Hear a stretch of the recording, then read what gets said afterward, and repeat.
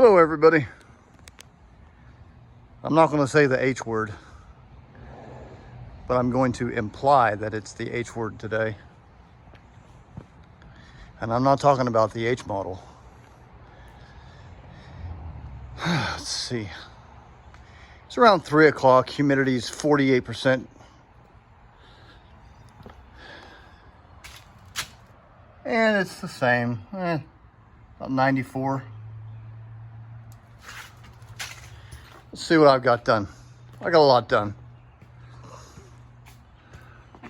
As I've been threatening to do, I've straightened these lateral frames. If you'll remember, they kind of slanted forward a little bit,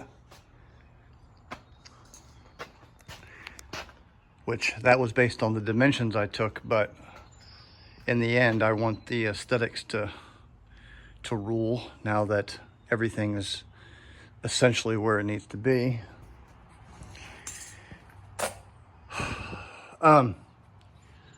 Geez. The first major problem I had with the overall shape of the canopy was right there on that T-junction. You could see where I've welded it right there. But since I was I was literally building this thing in thin air. You know, I had rough dimensions here, rough dimensions there, but just didn't have an overall, you know, I had the target bulkhead 3.0, but, you know, I was just trying to get something up in the air so I could get an idea of how the flight engineer station went and the sides wrapped around. And now that I know where these things go, I'm going back and correcting, but that used to go more like that. It was actually kind of like that. It's hard to describe it, and I've been trying to find pictures, but I can't. But one of the problems that caused, despite the dimensions being accurate, is if you can find some really early pictures of when I still had this thing able to go outside. If you look at the front, and if you follow that slope of the canopy, the next phase behind it was kind of out a little bit, almost like two angles or two flat surfaces to come together. And it's not absolutely perfect, but it's definitely getting there. I'm gonna have to push that out a little bit, but it's getting there.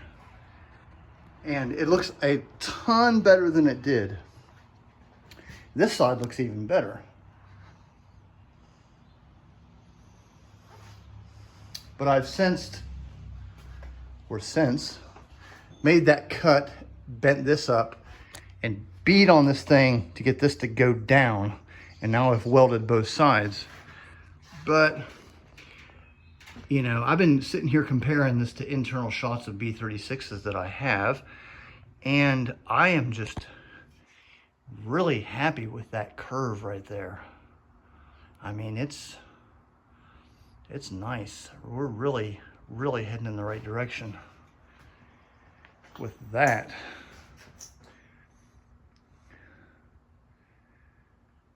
Really happy. I haven't touched this side. You can still see how these laterals, they go forward. I'm cutting all these, starting with this guy. Well, not him, but him, that, and then I go back and I do this guy. And also, if you note the shape of this, I've also fixed that over here.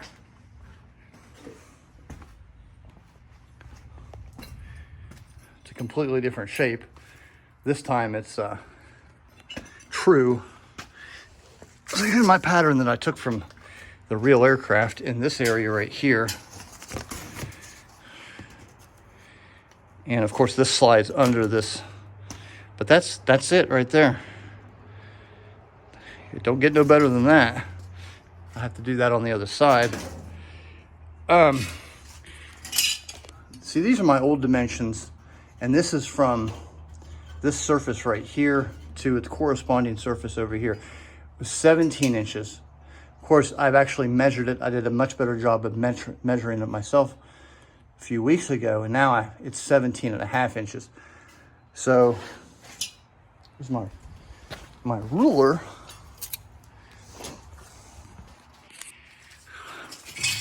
And these measurements again are from, I tried to do from in the inner frame to inner frame, but it's easier to do from these what I call exo frames.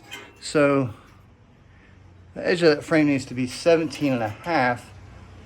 So you could see, what is that, about 3/4 of an inch to an inch. I need to move this entire phase back, which is no big deal. It gives me an excuse to sit in front of my fan when I cut these and then press these out.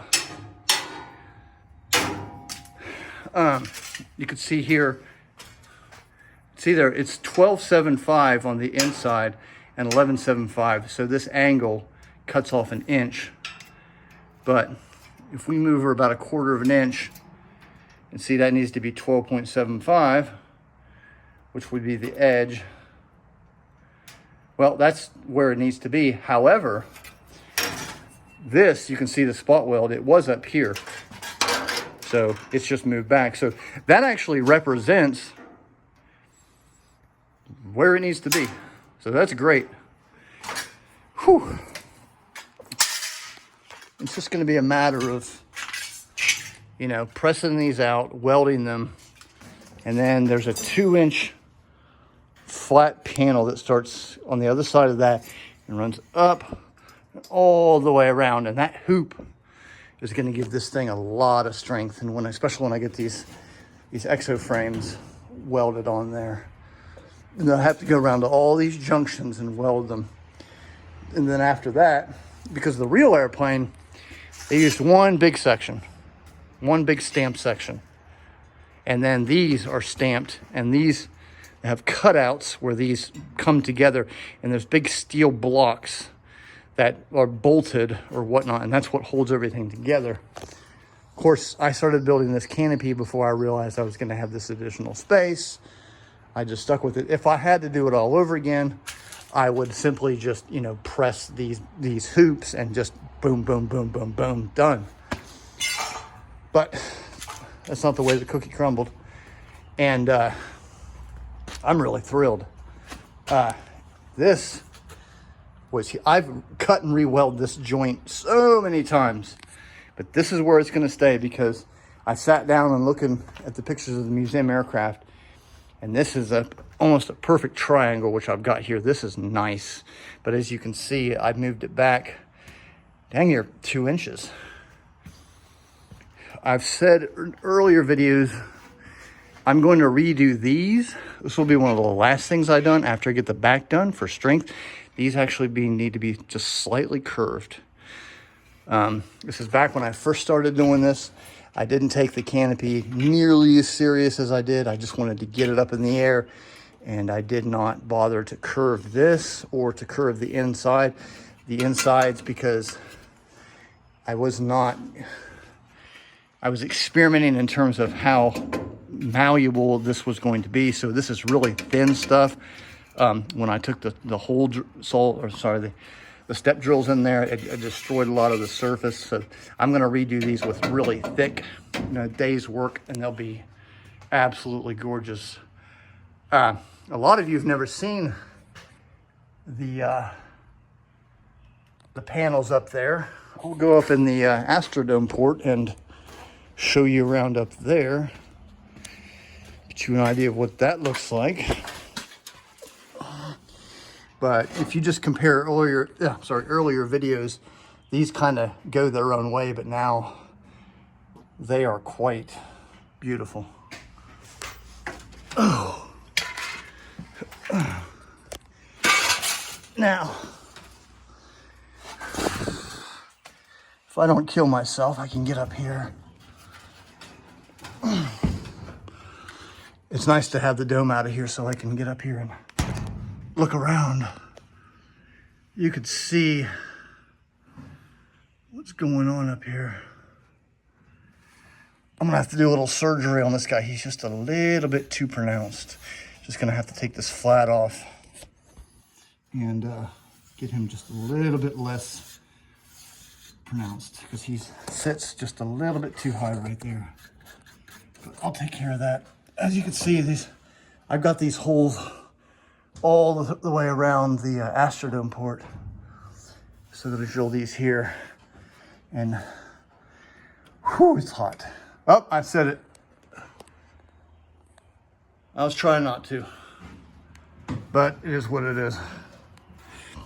Here's what it looks like looking down from this height. Of course, that's not supposed to be there, but you can't have everything. Oh, man. These, I can better illustrate these. That holds them up. When you pull it down, that clears it and lets it fall down. The Astrodome adapter. What the heck? Well, I'm not going to waste your time on that. But I don't know why that's doing that. Well, there it goes. Beautiful. Man, it's looking good. It's looking a lot better than it was. I cut that entire part out there because there was a junction right there. You're not going to try to save that welded, just start from scratch. I've got some really good pictures. This is almost exactly where it needs to be. I mean, it's perfect. Oh, gosh. Ugh. Whew, I'm 12 minutes in. Well, tomorrow I will, maybe tonight, depending on what the wife is into, I will get to working on these.